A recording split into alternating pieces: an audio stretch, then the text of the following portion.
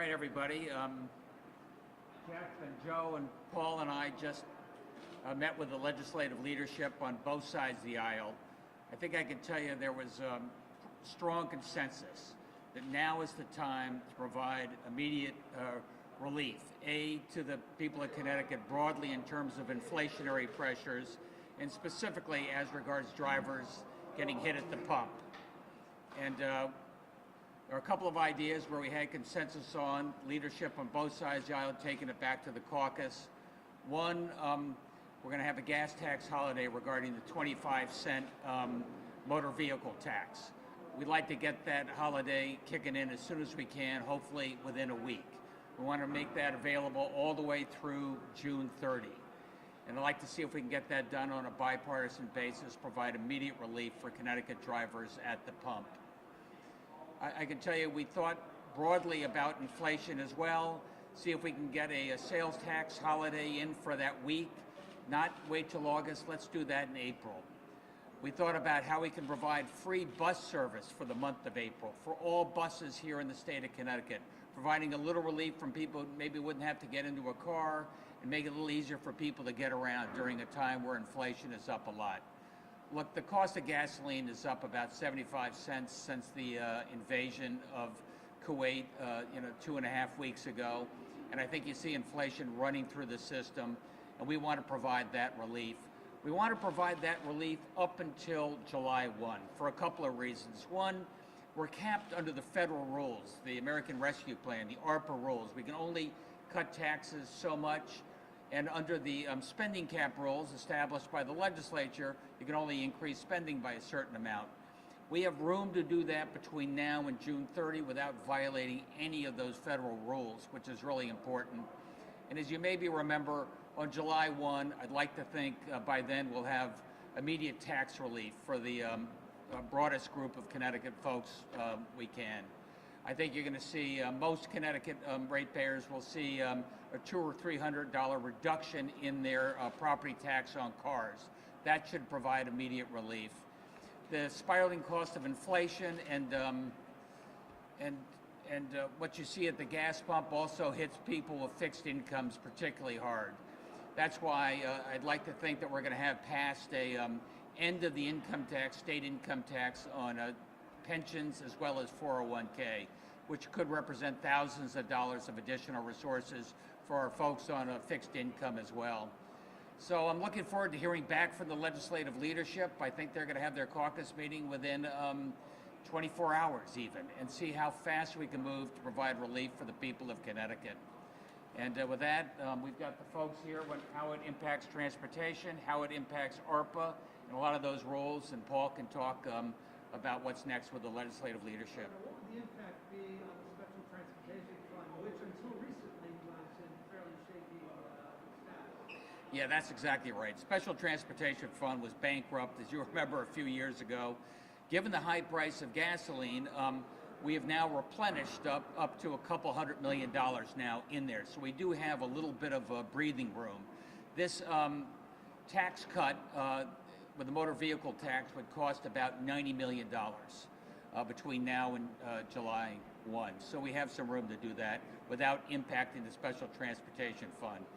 If you went out longer, you would impact our ARPA ruling in terms of what you can cut, and you'd really impact the solvency of the Special Transportation Fund. The $90 million is the tax cuts that are new being discussed today with leaders, or does that also include some of the other things that are in the works?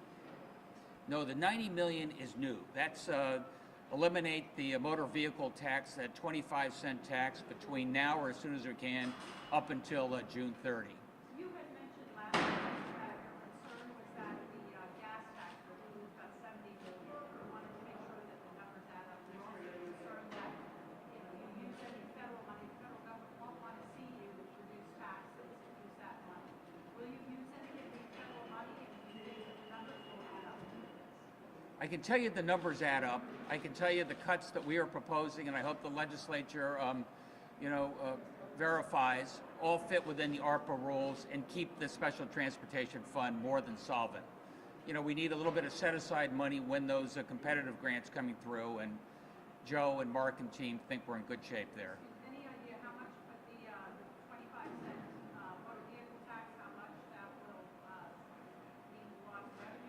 $90 million. 90 million. Yep, between now and June 30. The whole package, when you throw in the free bus service and thing, what is the whole package? Closer to 100. The sales tax holiday is, maybe $5 million. The bus service, depending on how it's configured, is a few $million for the month. Did you guys actually agree amongst yourselves, you as the governor, they as legislative leaders, we're going to suspend this tax 25 cents or not? Is there an agreement? I can tell you there was broad agreement on what we wanted to do. None of the leaders could speak on behalf of their caucuses, but I think they're going to advocate for this solution. So is it possible that there could be a vote on this on Wednesday when the House and Senate meet? I think that's possible. Wouldn't bother me at all, but let's let the leaders figure out what worked for their schedule. So the April sales tax holiday and voting, that would be in addition to the one that traditionally happens in August then, That's correct. correct? I think April's going to be a pretty good month for that. I mean, where did that come from? Why did you choose April? We choose April because A, we can afford to do it with the surplus without impacting the ARPA rules. B, I think right now with the incredibly high increase in inflation across the board, want to give people a little bit of relief. We can give them a 6.35% relief for a week in April. Last week, there were 6 Democratic governors who were supporting the gas tax cut. Were you under pressure to do that? Do you think this has become political? No, I've always supported that. I mean, I think it makes good sense for the feds to step up as well and provide some relief. And I think they can afford to do it. Governor, why is this a better plan than what the Republicans came up with last week on the emergency tax? I think they're very similar, to be blunt about it. We had both said we wanted to provide immediate relief at the pump. We had talked about either a rebate or cutting the motor vehicle tax. I think we broadly agreed that the 25 cents is something we can support and pay for and keep the transportation fund solvent. So it's nice when we agree. Was your view that this is faster? In other words, you're just cutting this at the pump, correct? You mentioned 5 days ago a rebate, which takes time. You got to get their checks, send them out, et cetera, et cetera. Did you decide on to do this because this is faster? I think it was faster. It had already been pre-cleared by some of the caucuses. They were ready to go along these lines. Look, I worried a little bit, Chris, that I provide a 25-cent tax cut. Who says the middleman will pass it all along to you at the pump? So we're working on ways that we'll be able to hold people accountable. More on that to come. Well, that's the thing. You know, we were told last week, well, we've got a 2012 law that says, you can't charge people more than your tax liability. So this will assure, the Republicans say, this will assure that the savings go on the consumer.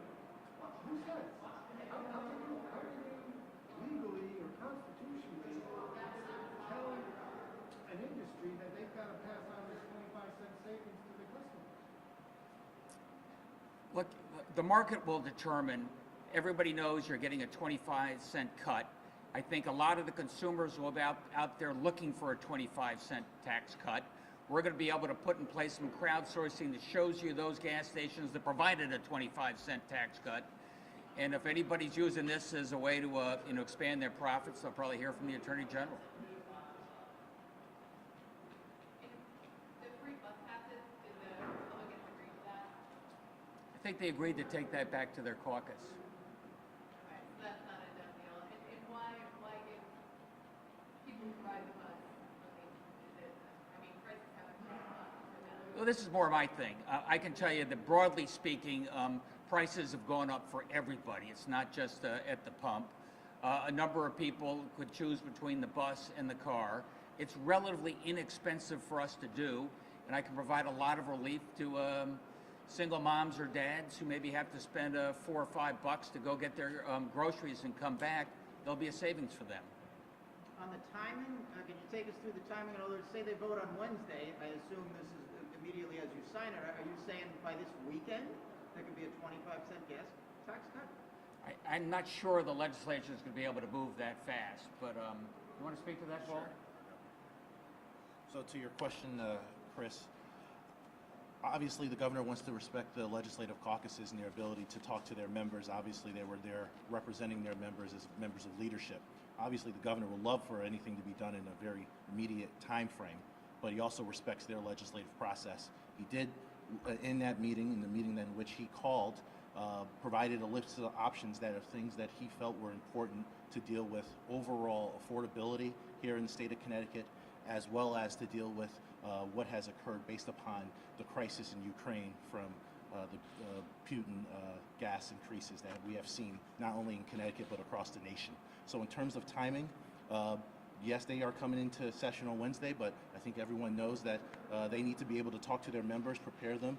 OPM, Secretary Beckham and his team, and Commissioner Giletti and his team will be providing additional details based upon all those relevant aspects that were discussed in the meeting to fully prepare them for any caucuses that they have in the next 24 hours.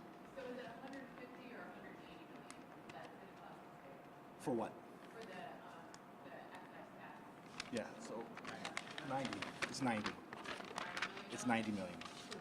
Was there discussion about Wednesdays? I mean, the governor said possible, but did that actually come up saying that that's a... No, they wanted to say that they wanted to caucus. They left open a possibility. Obviously, they have an agenda that they have previously set for Wednesday. But obviously, the governor respects their legislative process. But we also understand the crisis that we're going through here in Connecticut, and we also understand that people are looking for relief. And the governor in this meeting asked them to go to their caucus and come back to us so we can see when a package of this type can be moved. But we respect their process. Governor,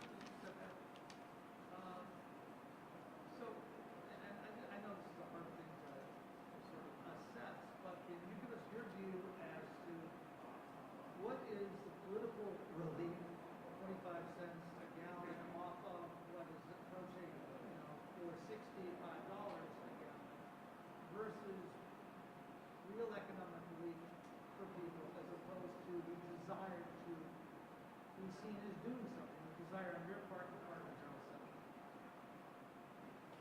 Well, is it enough? No. Is inflation a lot more than the tax cut we're providing? Yes. Is the tax cut we're providing now a bridge to a $300 million tax cut, early in the new fiscal year? Yes. But more importantly, I thought it was really important that we could work together, Republicans and Democrats, and come up with a bipartisan solution on this. We'll see what comes out of the caucus, but I think we have the opportunity to move quickly. Speed is pretty important here, I think.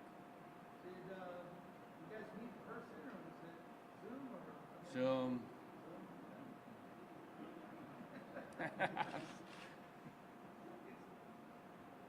Anything else? Thanks, everybody. Appreciate it.